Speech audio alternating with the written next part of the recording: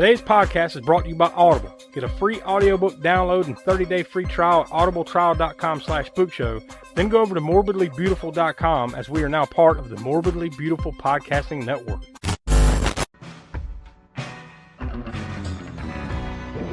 alive! It's alive! It's alive! You'll too! You'll too! You'll too! Everybody here dies by dawn. Dead by dawn! Welcome to the Spookshow. Hello and welcome back to the All-American Spookshow podcast. I'm Josh. I'm joined here with Tiana. Hi. And the Professor Smoke. Hello. And this week we're taking a break from the Sasquatch Summer. We needed a little, a little intermission, a little brief break, just to break up the monotony. Even though we already really just kind of begun, we still needed a little bit of a respite, however you want to put it. And but the reason is because there was a big, huge horror release. Probably, arguably one of, if not the biggest of the summer, right? I mean, there might be something else coming up later this summer. I'm not sure, but probably one of the bigger horror movies of the summer. And that is 28 years later. And of course, I didn't get to watch it. I was busy this weekend at a comic book convention, so I was super nerding out, and I didn't get a chance to stop and go do it because also I was just wiped. I was too tired. When I did have a chance, I was like, screw it. And then, 2 or 3 days passed, and I just never got a chance to go check it out. But fortunately for everyone, you guys got to go check it out. Now, the way we're going to approach this is, since I didn't see it, I'm not going to give my 2 cents. Obviously, I can't. We're going to try as best we can to do this spoiler free. And I know for longtime Spook Show listeners, you're going to be like, what? Because if you know what we do, it's always spoiler filled. So we're going to try to do this spoiler free. If nothing else, so they won't spoil it for me. And, if you're listening, it won't be spoiled for you either. But you will get their final thoughts and all that jazz. And we'll talk about it. And we got all the background information and everything. We'll try to do this as best we can, spoiler free, right? Yeah. And I'm sure there's plenty y'all want to talk about with this, but you're under a gag order here to be cool. I think also the way we'll do this too is we'll do it like we normally do. Y'all give your final 2 cents. And then whenever I get to see it here pretty soon, I'll try to watch it within the next week or so. And then we'll kind of have maybe another mini episode follow up with spoilers. So y'all can talk about what you want to talk about. There'll be a forum at some point for all of us to really talk about it. And then I'll give my, my 2 cents there too. So I think that's kind of the way we'll approach this. So a little different than usual, but that's kind of what we got going on here. And then we'll get back next week to regular scheduled programming of the Sasquatch Summer. And we'll tell you what that's going to be at the end of the show. So before we dive into that, though, we want to remind you to go check out aaspookshow.com. From there, you can go to our YouTube page, where every month we have Grindhouse Gutter, we have Hammer Horror and Order, and we have Video Vortex, 3 cool series that we do every month over there. And we also post new episodes of the podcast there as well. And if you want to get the podcast early, become a patron at patreon.com/aaspookshow. When you do that, you'll be able to get the podcast usually a day or two early, usually at least a day early on average. Sometimes I get a little slack about posting it up there too early, but you're going to get it before the masses almost every time. And we have some other bonus content and tons of stuff archived back when we used to do the Library of the Professor segments and other cool stuff. It's all over on our Patreon. So join at just about any level and you'll get access to most of that stuff at patreon.com/aaspookshow. So yeah, I guess we'll go ahead and dive into some of the background on this one, or at least some of what I could dig up. I mean, obviously it's a new release, so there's not a lot of background stuff per se, but I do have just the general information. It was released this past Friday. I guess technically it released this past Thursday, right? June 19th, 2025. There were early shows right on Thursday night. Yeah. But the official release date is Friday, June 20th, 2025. It was produced by Columbia Pictures and it was distributed by Sony Pictures Releasing. If you've watched the first 2 movies, I guess we should throw in that this is the 3rd movie, right? Of a franchise, correct? What would they call it? The 28 Days Later franchise, I guess, at this point now. Yeah, because as we know, there's going to be more. Yeah. They've already announced that. I believe this is the beginning of a new trilogy, I think, right? I believe there's supposed to be 3 of these that kind of bounce off of this. And I believe 28 weeks later is kind of like, Yeah, they kind of well, because neither of the people involved with the first movie or this movie were involved with that one. At least I'm pretty sure Alex Garland didn't write and Danny Boyle didn't direct the second one. I don't know if there was any sort of executive producer or anything credit wise. I know they weren't creative forces behind it. Anyway. If I remember correctly, Danny Boyle might have had something to do with it on some level. Yeah, at least some level, but yeah. Yeah, at least a producer credit or something. But yeah by and large, they didn't do it. Specifically him, right? Because he was the one. He was the father of the first one, correct? 28. I keep getting all these damn 28 days later. Yeah, I always got to do that too because there's. Well, they also screwed us up when 28 months later doesn't exist, right? It goes 28 days, 28 weeks, and now 28 years. So they forgot about the month time frame. But yeah, so that might have something to do with what you just said, right? Like they just kind of and that happened, but we're not going to address it, kind of thing. So that makes sense. It's not that they actively, I don't think, went out and said, okay, this is not part of the franchise or whatever. Kind of like, did Ridley Scott do that? Somebody did that with some prior franchise I can't think of right now, where they acted like none of the other. Well, really, Halloween. Yeah. Halloween. That's what it was. Halloween's done it a couple of times. Yeah, where they just like, okay, just the first movie is the only one that really, existed. Then we're gonna and then Rob Zombie comes along, like, psych, none of that happened. Let's start over again. And then they're like, nah, never mind. Let's just go back to the first one and pretend nothing else ever happened. So it's all over the place. There's no hard line like 28. What is it?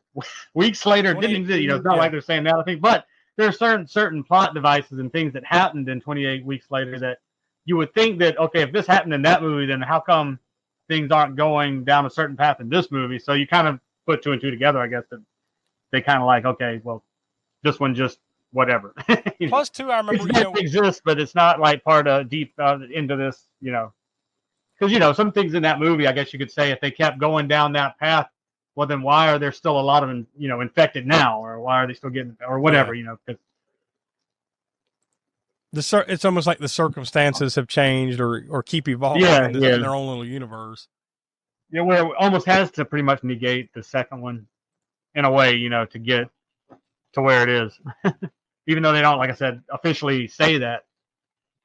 Outside or inside the movie, and that maybe that's just a movie franchise conversation to be had one of these days. Is that like a lot of them do that stuff because 2 or 3 movies down the line they might want somewhat of a clean slate. Yeah. So they kind of retcon, like just like comic books do all the time, right? Like, oh man, so and so's dead, Captain America's dead. Oh, multiverse, Yeah. Well, let's just figure out a way to bring them back because that we messed up, Yeah, because they want to add some sort of like pathos to it, right? So they kill off somebody or whatever, and then down the line a few years later, like, well, maybe we shouldn't have done that because we really would be cool if we could have this story, Yeah. So, we have done the first 2 movies here on the show, all the way back in episode 27. So this was many years ago. This is like. Episode 27 was 28 days later. 28 years ago, it seems like. That was like 2020 or so. It's been a while back. But back then, Tiana wasn't on the show on the regular. She was hanging around, but she wasn't on the show. So we don't have your thoughts on that one. But Smoke, you and I and Will at the time, we all gave it 3 3/4 stars back then. So we definitely loved that first one.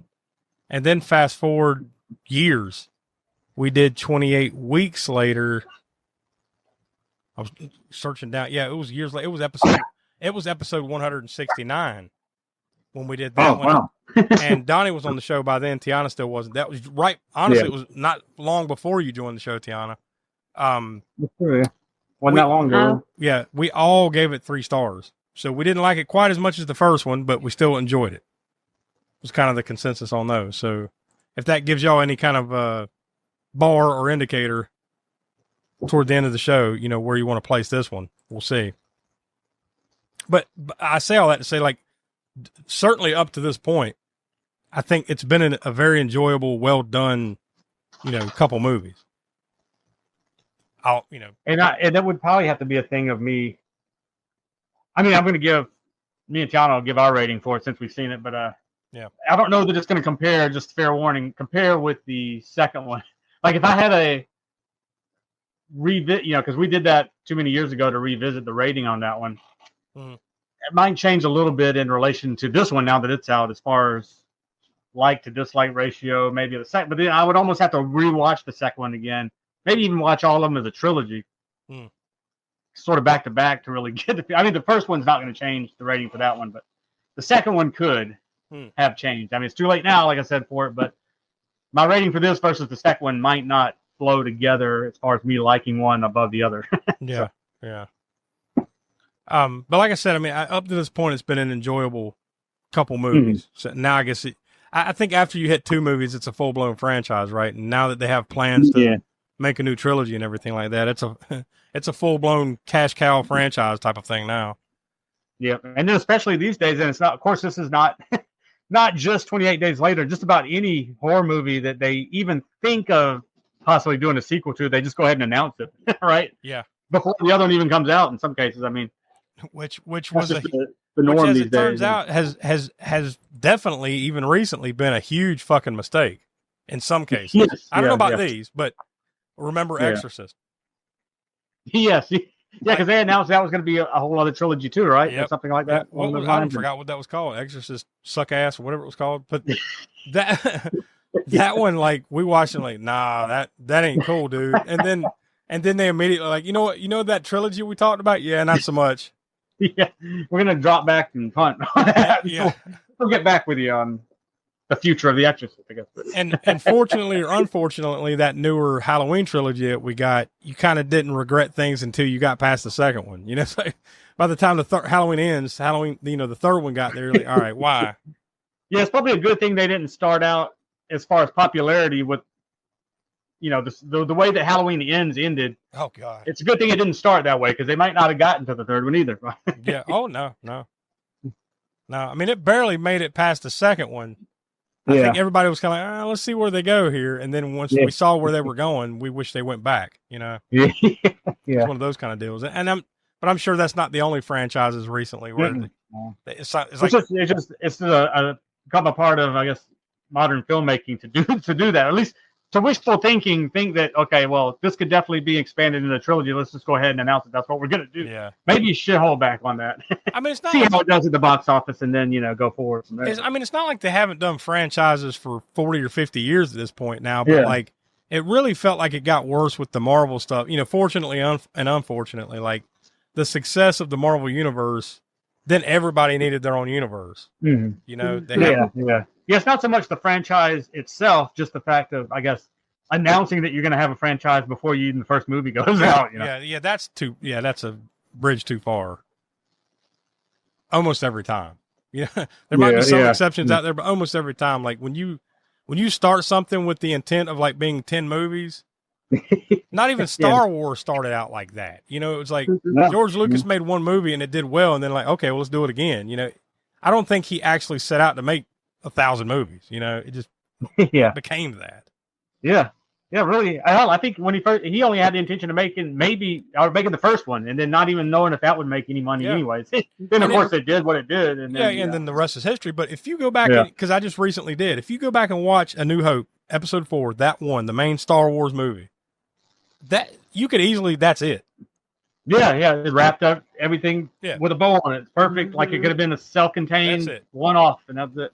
And it would have been fine. Yeah. That is not even the case with this movie. We're not getting into spoilers, but let's just say the ending in this movie, they could have left that off and been fine with ending it what happened before this part. Once again, I wonder if and I think this is the point I was trying to make a little bit ago, and I kind of got off track. Mm-hmm. I wonder if the water got muddied by the fact. Remember that first movie, 28 Days Later? Remember there was supposedly like 4 or 5 alternate endings of that movie. Oh yeah, there was supposed to be. Remember there was like a happy one, and then a so-so, and then a horrible, like sad, depressing one, and then. So I wonder if that muddied the waters a little bit about what direction Danny Boyle may or may not have wanted to go. Then it got changed, and then now he's back, and I wonder if that kind of it could have messed with things a little bit, And then when you think about things, that here's the first thing out the gate: we haven't called this movie we haven't gone either way with the subgenre of what this movie is. But before I say the zombie movie, you know, we'll have to preface it with technically they're infected, right? Not zombies. Yeah. I'm pretty sure when we did both of those first two, we had this discussion. Like, yeah, they're zombie movies, but they're not zombie movies because, you know, it's in these movies they have the rage virus, and at least in the first two, I haven't seen this one. It always felt to me like their only intention on living is to infect other people now. Like, you get it, and then you turn around and instantly want to like slobber on somebody. You know? Yeah, and I can see that. No, this movie is. I mean, it's, you know, he's not going anywhere different as far as like you get infected the same way you get infected in the other movies.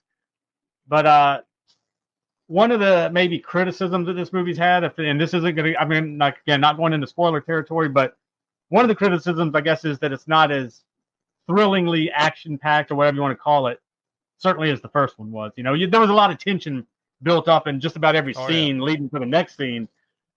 This one takes its time as far as like it has more levity, I guess, and drama going on in here. Even though, you're gonna have zombie or infected action scenes and all that stuff, and then having to survive this or that thing, but just don't expect it to be as full on tension all the way through the way the first movie was. Yeah, if we say zombie, I think if we say zombie too many times in this episode, George Romero will jump out of the grave and strangle us to death. So be careful. Yeah, that's what that kind of led me down this whole path of what I was just saying before I started making the distinction between zombie and infected. Is I think it was really Romero that kind of started with that sort of a bleak ending, right? Night of the Living Dead. Oh yeah. Nobody survives. Yeah. And then even Dawn of the Dead, he shot at least two different endings to that movie. The one that you see with Ken Foree's character and Fran, and, you know, piloting the helicopter, Flyboy's girlfriend, significant other, or whatever. Yeah. Piloting the helicopter, and they're the only two that survive. And spoiler alert: if you haven't seen Dawn of the Dead from 1978, you should have by now. But what the hell's wrong with you? Yeah, those two survive, but he shot an ending where Ken Foree shoots himself again, and you actually kind of see that because he goes down.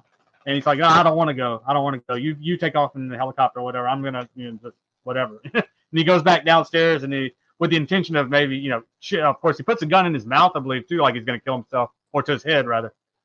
And then has a change of heart. Boom, the music swells. He's boom, fighting his way through the zombies, gets up to the roof. Then she kind of drops back down with the chopper. He gets on, and then they fly off into the dawn, right? And but the other ending was that he kills himself, and then she kills herself by putting her head up into the propeller blades of the helicopter and decapitating herself. Bleak as fuck, right? Yeah. But because he had Night of the Living Dead be that bleak, he decided he didn't want to put his characters through that again. So I can see that, where this movie, where the first 28 days later, you can definitely go to a bleak place with it. But I guess he, decided not to. He didn't necessarily want to do that either. Yeah. Somebody decided that with the producers or him, or I'm who. Not mistaken, I think that one might even, and I could be dead wrong, because it's been a while since we talked about that one. But I believe too that they actually showed different versions, so it depended on where you saw it and when you saw it. You might have seen different endings, kind of thing. Oh yeah, that's true. Yeah, I guess. Yeah. If I'm recalling like that too, right? If I'm recalling it correctly, I think they had 2 or 3 different. With the Descent, remember that they had a ending for the USA version and then that ending for overseas. Yeah.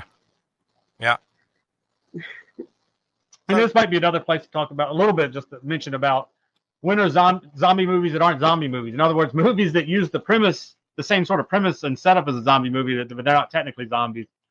Even going back as in the 80s when the zombie craze, when Romero's, kind of started that whole zombie craze with in the 70s, 60s and the 70s, and then he had Day of the Dead in 85. I can't remember what year, but Umberto Lenzi had a movie called Nightmare City, and it went by some different. City of the Walking Dead was the VHS title for that one. That was another one where it was technically they're infected people. They didn't never actually die, but they were infected, and they can infect other people much the same way as 28 Days Later. Then there's Demons. Really, Demons is just taking the zombie thing and putting it in the movie theater, right? Yeah. Instead of zombies, they're demons. You still get infected, you become a demon, right? The same way you would in a zombie movie. So. And I'm sure there's plenty of other ones, but those are two major ones. The zombie genre has to be one of the more messier genres to peg, if you think about it. Like, because there's so many different types of zombies, and there's the the slow ones, the fast ones, and that's kind of what these movies are. Once again, they're not zombies, but like they run and shit, right? Like they're because they live to infect, they run. You know. Yeah, So yeah, and you get a little bit different ones in here, and I won't give anything away with that. But let's just say there's, I guess, to make them a little bit different than they have been in the past. He does some different things with the infected in this movie that you're like, oh, okay, I haven't seen that yet. And then you got the pre-George Romero type zombies that are like mindless automatons or something that are being possessed by voodoo or something, right? Like there's different weird supernatural voodoo type stuff, right? Yeah, that's what it used to be when you think classic zombie movie. Yeah. Well, most of the days today, if you say classic zombie movie, then people think you're talking about Romero. They think you're talking about Night of the Living Dead. I'm going even further back, yeah, even further. Yeah, you have to go back further. The way I've always classified it is pre and post Romero, right? Pre Romero, there's no cannibalism. There's none of this, shoot them in the head, kill them, and that's been changed here and there to make it different. Return of the Living Dead, it didn't matter if you shot them in the head or not. You had to basically destroy the whole body and burn them up. So they play around with that, but generally, even Return of the Living Dead, which was written by John Russo, who was one of the writers on Night of the Living Dead, but in order to make it a little bit different, that's where he went. But they were still cannibalistic. They ate brains in that one instead of eating full bodies or whatever. Yeah, then we've discussed the split between what was it, Russo and Romero, where he took of the dead and then he took of the living dead or something like that. Yeah, right? I think Romero took of the dead, and Russo took the living dead part. Yeah, yeah. Because he created some comic books as well. I can't remember what the heck was the name of those. Not too long ago. I mean, now you're probably talking 15 years ago or more, but it was some Children of the Living Dead. I think that's what it was. It was Children of the Living Dead, one of John Russo's comics, and then his movies, of course, Return of the Living Dead 1, 2, 3. I mean, I say his, they're not his. I'm sure he's got monetary, executive, creator, whatever. He probably gets paid from some of those later Return of the Living Dead movies, even though the first one was technically the only one he really had a true hand in doing, I believe. Maybe the second one. Mm-hmm. But yeah, that type of thing where it's where you've got zombies that aren't zombies. Yeah, that's what I mean. Like just these different types, it can muddy the waters of just zombie movies in general because there's so many different ways they are depicted, the way they act, the way they become a zombie, or the definition of a zombie is different in this movie versus that one. So it's because generally like Frankenstein movies are Frankenstein, Dracula movies are vampires. Like pretty simple rules. They generally follow the same rules, but zombie movies are just all over the fucking place. Yeah. But I mean, I guess I'd say that ever since Romero's, that's pretty much what, with tweaking, things get tweaked here and there, but most, probably 90% or more of zombie movies, probably more than 90%, if they're making a zombie movie, it's generally playing by Romero's rules. Even this one, even though it's not a zombie movie, technically, it still plays with the conventions of zombie movies. They're infected. They're coming after you like mindless monsters. And if they get you, they infect you. Although they can be killed in any normal way because they're not dead, to the heart, to the head, whatever, But still, they're supernatural like creatures coming after you and will infect you. And all of that is just playing off of Romero's. Even if it's not technically a zombie movie, it's still playing with Romero's world. And they do kind of, I guess you could say they consume you, but it's not for the same reason that Romero's zombies were consuming you. It's because the rage virus makes them do this. But I don't, they use their teeth, they use their hands, they use whatever. But it's not that they're trying to feed to live. But also that's a whole nother can of worms here. Because what do they eat? You know what I mean? It doesn't show these. He doesn't take the film time to show them eating anything. Yeah. They chow on some people here or there, but I think that's more just to the rage in them, not that they're cannibals necessarily. Yeah, it's almost like they're just tearing things apart because they're tearing apart, whether it's their hands or teeth or what. Yeah. So yeah, I don't know. I mean, when you talk about this movie and it's 27 years later, obviously if they're not dead, then they have to be eating something.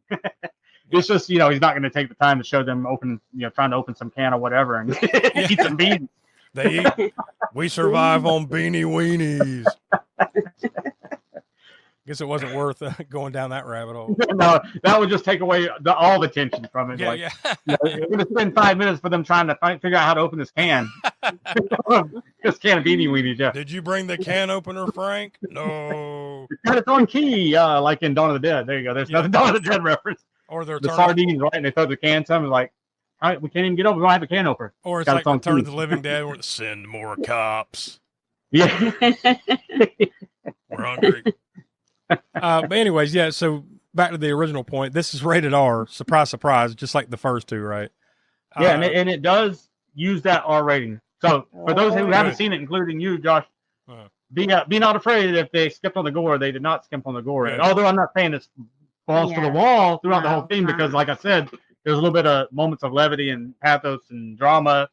They stop to tell these stories and characterizations and things, so it's not full on wall to wall. But even the But first there is two, more gore overall, I think, than but the other even the two. first two movies, they did have long lulls where you're just kind of seeing these people kind of survive in this situation, and then all of a sudden they turn around and Johnny's infected. Bam! Then it's chaos. Yeah.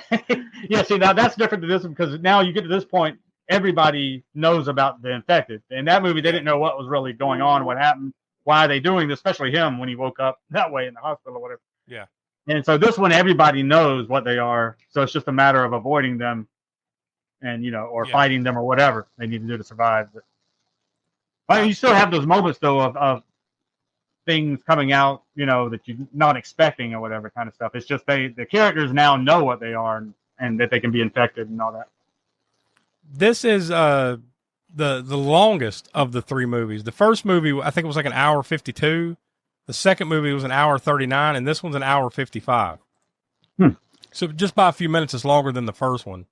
So maybe the pacing feels a little draggy because it is knocking on 2 hours, right? That's I suppose that long could be the already. case. Although you don't really feel it too bad, though. I mean, even though I said like you don't feel have like balls to the wall action and gore and stuff going on, I think they do spread it out. Those Okay. those Yeah, moments they of do. tension. It's not like all in the beginning or all at the end, right? Yeah. This is on IMDb. It's listed, of course, as a horror/thriller. It was filmed in various locations around England, there in the United Kingdom, from May 7th to July 29th of 2024. So essentially, almost exactly a year ago, for a budget of $60 million, which is I didn't look at the comparison between the first two, but that's got to be a much higher budget. Then again, you are 15, 20 years later, right? In real life, since the last one came out. And I do believe he shot it with an iPhone, though, right? A type of iPhone of some sort of. I'm pretty sure I saw that somewhere. I didn't dig deep into like the production of it, but Yeah, he filmed it with the iPhone. And then there's some. great. I don't know if you saw this part, Josh, anywhere when you were looking at it, but there's some certain kill scenes when it comes to killing the infected, where they did this. What do they call that? There was some sort of camera pan. Think of the Matrix in a way. It's not quite like digital like the Matrix because it's not trying to be digitally whatever, but it is a kill scene where something will happen, whether it be a bullet, an arrow, or a spear or something. Let's say there's a headshot.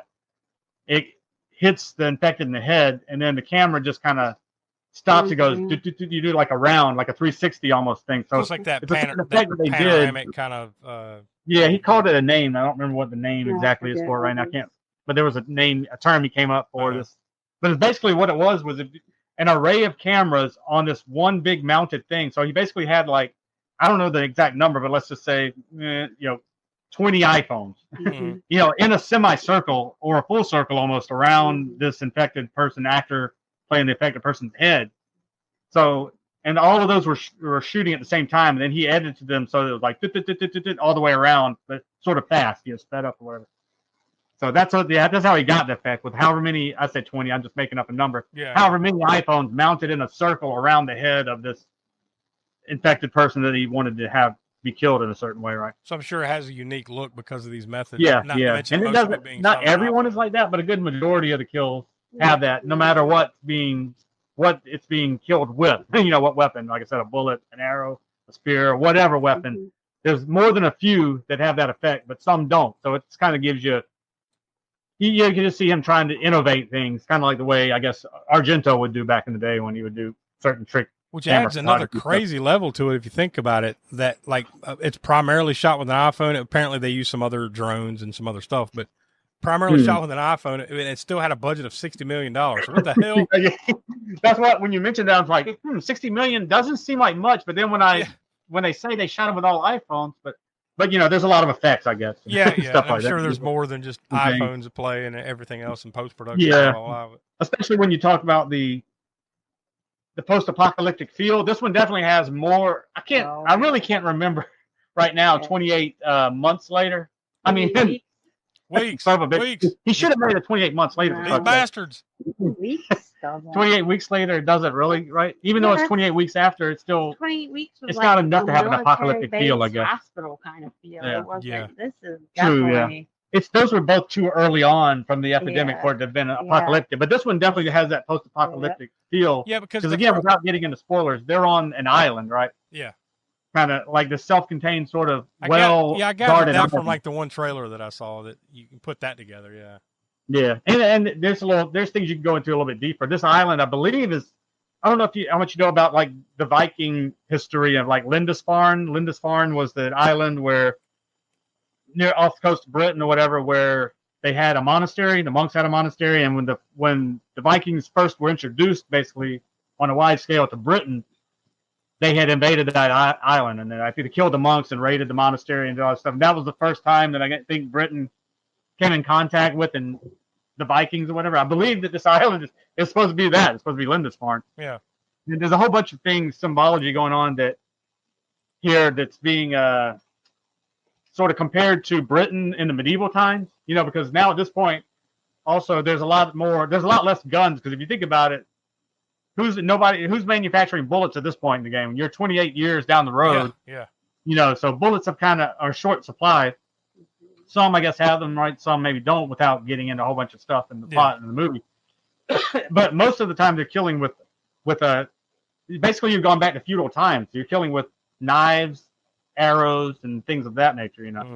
So there's this comparison of like medieval, and it even puts shots of I don't know what movie they came from, but it looks like shots from maybe an old British movie about medieval times, or King Arthur time, or something like that. So there's some comparisons there with this and that time. Blunt comparisons again, where it's not like just the symbolism. Like he actually put some scenes from, like I said, whatever this British medieval movie was, showing people in armor launching arrows, juxtaposed with them now and just 28 years later shooting arrows from the walls of their fortification type thing. So there's some symbolism there. We actually have the box office numbers from this past weekend. So even though this is fresh, we've got the numbers, or at least the estimates, right? So this is the top 10 from this past weekend. So it's the weekend of June 20th through the 22nd of 2025. So here we go. Number 10, Kubara. It looks like it could be like a Hindi film. Kubara. Number 9, down 2 spots from last week, Final Destination Bloodlines. We talked about that one a few weeks back. It is now in its sixth week, and it just made 1.8 million, so it's up to 134.8 million overall domestically. These are domestic U.S. totals here. Number 8, down 2 spots from last week, Karate Kid Legends. Number 7, also down 2 spots from last week, Ballerina. That's a John Wick spinoff, right? Yeah. Number 6, down 3 spots from last week, Materialists. Number 5, down 1 spot from last week, Mission Impossible: The Final Reckoning. That one probably hasn't done quite as good as they probably thought it would have, right? I mean, it's done well. Yeah, we were going to go see it at some point, but then we just didn't. And now kind of heard a little bit of about it, so then we just didn't bother. I mean, I'm sure we'll see it somewhere down the road, but then also, we never caught up to the other Mission Impossible. Yeah, dude, I'm like at least 2 or 3 of those things behind. Yeah. The last one I definitely recall seeing was like the 3rd one, and that was like late 90s, some shit. So it's been a minute. Yeah, that's the last one. In fact, I might have only seen the first 2. Yeah, so it's been a while. Anyways, number 4, down 2 spots from last week, the live action remake of Lilo and Stitch. That's probably one of the bigger winners so far, just of the year so far, because it's domestically, that thing's made $386.7 million in its 5th week. Number 3 in its opening weekend, Elio. That's the new Pixar movie, right? It made, I think, a little disappointing, $20.8 million. Then debuting this week at number 2, 28 years later, made just over $30 million this past weekend. So, yeah, well, what's number one? Well, for the second straight week, it's the live-action remake of How to Train Your Dragon. Yeah. Yeah, we did see that. Yeah. We did see that. Was that pretty good? I mean, how's that? Yeah. I mean, now I haven't even seen the original one, so I can't really compare it. I have seen the original like 2 or 3. How many ever those were? Because my kids, you know, so I've seen those. So I like the cartoon. So as long as it Well, compares you to that. said it's compared, I guess, to that, right? Yeah, Kind of good. comparison. I mean, from the trailer I saw it, it looked like they nailed the feeling of it. You know, it felt like the cartoon. So, well, there you go. That's your top 10 in the box office. So 30 million is not bad, right? No, Not bad at all. and I mean, I don't know if that's just domestic. Yeah, the that's over just the weekend? domestic because I think like worldwide, I think I'd seen a number of like double that. Like, Oh, okay. I believe worldwide it had made like over 60 or something like that. So, which theoretically means, right, they've pretty much already made their budget back. Yeah. So, And I mean, I'm sure it'll make, it'll probably be there a few more weeks at least in the theater. I would assume. yeah. I mean, even in the busy summer season, I would imagine it'll play for a month or so, before it. I think they're safe to say they'll didn't play their hand too much by saying they'd have another couple of movies out. At least it wasn't like a tank, like it didn't get bomb reviews and tank and not do well at all, to where they're like, all right, scrap that whole franchise thing. Yeah, because on where is it at? Rotten Tomatoes, it got 89% on the tomato meter, so that's certified fresh. But the audience score is lower at 65%.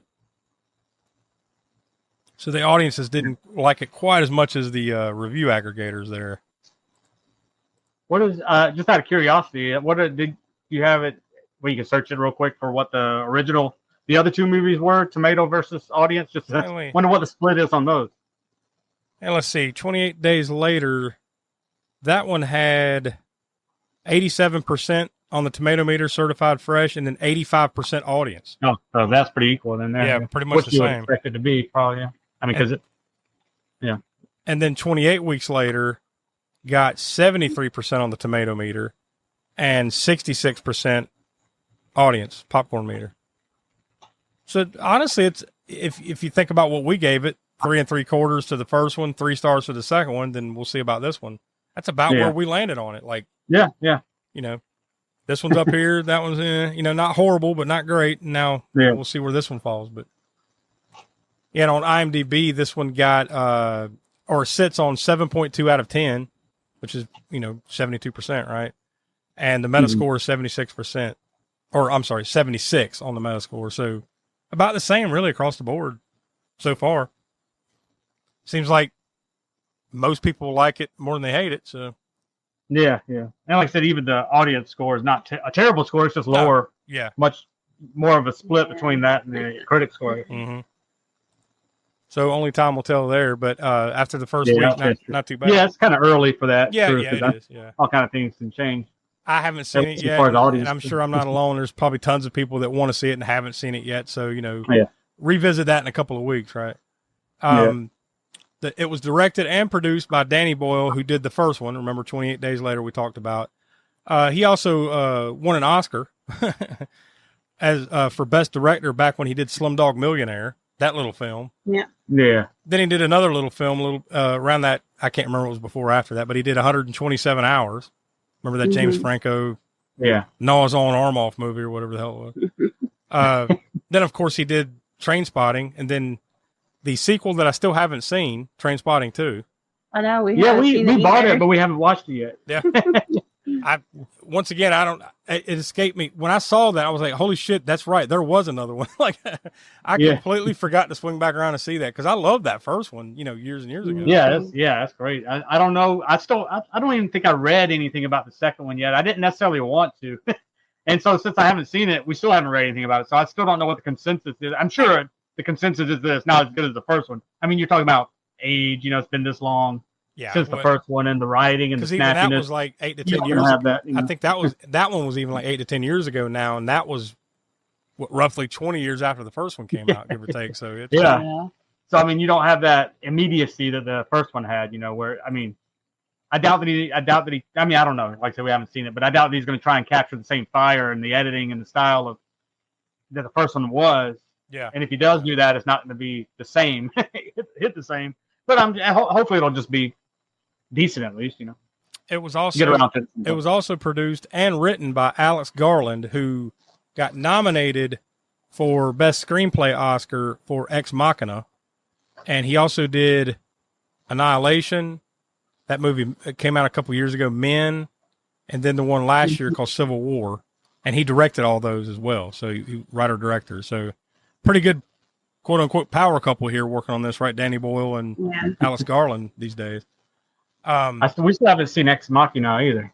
No, that's another one that was on my list. Like, I heard good things. Obviously, Yeah, I did too, it right, got yeah. nominated for an Oscar and then just never swung back around. I'm sure somebody's listening to this, like our friend Adam Portress over on the HMP podcast. Somebody like this, what the hell's wrong with you guys? You're not. Well, here's another one that Adam probably would say, what the fuck? Yeah, District 9 I've never seen. Yeah. Yeah, neither. I've seen that, and that's awesome. And y'all would definitely, I think y'all would definitely love that. Oh yeah, yeah. I haven't been avoiding it. It's just another one of those It that just gets, like I kind of was avoiding Paranormal Activity movies. Well, now you can, now you need to openly avoid it to wait until we do it. Yeah, now I openly avoid it till we do. But yeah, District 9, I've always known and always heard that it was a good movie. Just and even though I've seen the guy's movie that he did after that, which was the robot one. What was that one? Oh Lord, Oh, It's something but a Chappie. Chappie. That was good. Yeah. Yep. I've seen that one. Blomfield or something like that is his name. I forget. Neil Blomfield, I think. Isn't that his name? Blomkamp. Oh, Blomkamp. Blomkamp, Yeah. I think. I said Blomfield. Blomkamp. Yeah. We're embarrassing ourselves here. That's right. Yeah. Let's move on. The movie stars Jodie Comer as Isla.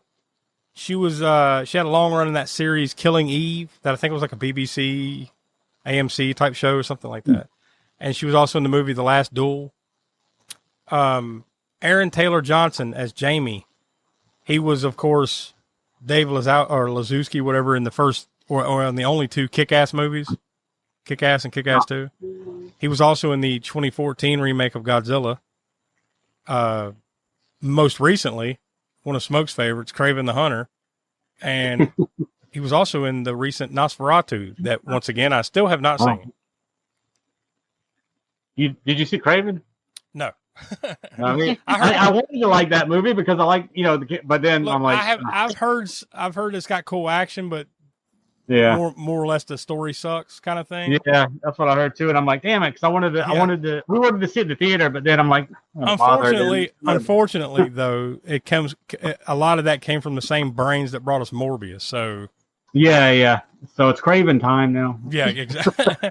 Exactly. But Aaron Taylor Johnson. And you remember he was in Avengers Age of Ultron too. So like he's clearly got a superhero thing.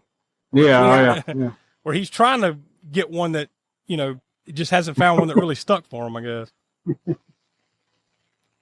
Because remember in Avengers, like, spoiler alert, if you haven't seen Avengers Age of Ultron, he didn't last very long in that one. No. His character. It also stars Ralph Fiennes as Dr. Kelson. Now this is by far the biggest actor you're going to get in a movie like this, right?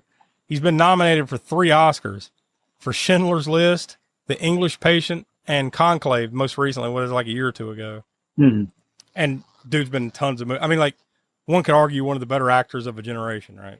Oh, yeah, and I go out on a limb. Well, this isn't really going out on a limb to say this, but his role in this movie is probably my favorite role in the movie, and I wish he had been in it more. Yeah. Just his character and everything in the movie is cool. And I mean, he's just an amazing actor, so you kind of expect that. And not to throw shade on anybody else. Everybody in the movie did a fine job, especially the kid. I mean, he did great, because I mean, he's that young and did a great job of, of putting himself in this world, making it believable, his character. But yeah, just Ralph Fiennes' role in this movie is just awesome, and just him as an actor. So. But you get him in here, but he's not like the main star of the movie. Well, I mean, as far as like the background stuff, that's all I had, and obviously we want to do spoiler free. So I guess what we'll do now is we'll kind of cut it short, and we'll just let y'all give your final thoughts, because if we start talking about it, we're just going to spoil some shit. Yeah, we'll go down. It's just natural. So we'll stop there, let you guys give your final thoughts and your star ratings, and then we'll revisit this here pretty soon when I see it, and then we can give the full spoiler review. So we're not doing like gore score and stuff, right? On this, no, we'll hold off. Want to do the gore score? Yeah, we'll we'll hold off for when we do the final. No. Okay, hold on. Okay. Yeah, Okay. just so we can kind of put the nice big bow on it when we do the final thoughts. you know, Yeah. ultimately, so for now, we'll kind of like, what do you think and your score? For, your rating. So, Tiana, we'll let you go first. What do you think of it, and what's your star rating for it? I thought it was pretty interesting from start to finish. Didn't bore me. That's all you can Great. ask. Just don't Gorgeous be boring. cinematography. For an iPhone, that's pretty fucking crazy. Man. Yeah, that's true. Yeah, for an iPhone, if he did shoot every single scene in this movie with an iPhone, it's pretty impressive. I mean, just from what I've seen of it, just from clips and trailers and everything. I mean, it looks awesome. So, like, just knowing that they did it with that, it's just insane. I'm gonna give this one a 3. Now, you weren't here when we did 28 days later and 28 weeks later. Not to say that you need to give your ratings on those, but where do you stand on those? Like, this better, worse, about the same, or what do you think? I'm probably even with the first one and this one. The 28 weeks later, it was okay, but yeah, I'd probably only give that one like a 2 or 2.5. But the other two, more like a 3 to me. So 3 stars. Where you sitting on this one? So, Smoke, what are your thoughts and your star rating on it then?